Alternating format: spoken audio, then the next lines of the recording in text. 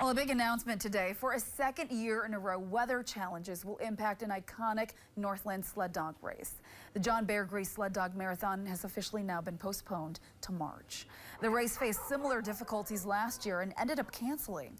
This year's race was scheduled for January 26th, but has now been pushed back until March 2nd in hopes of more snowfall. About a foot of snow is needed for the race to take place.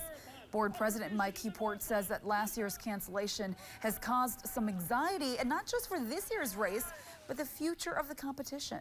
Not only this year, but years to come. We have a super short mushing season, I'll call it, you know, because we're not getting snows in November and December like we once did.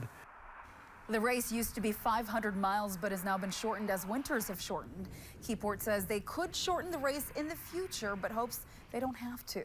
While the board has considered other ways to adapt, like starting in 2 harbors, Keyport says there simply isn't enough snow to do so right now. Meantime,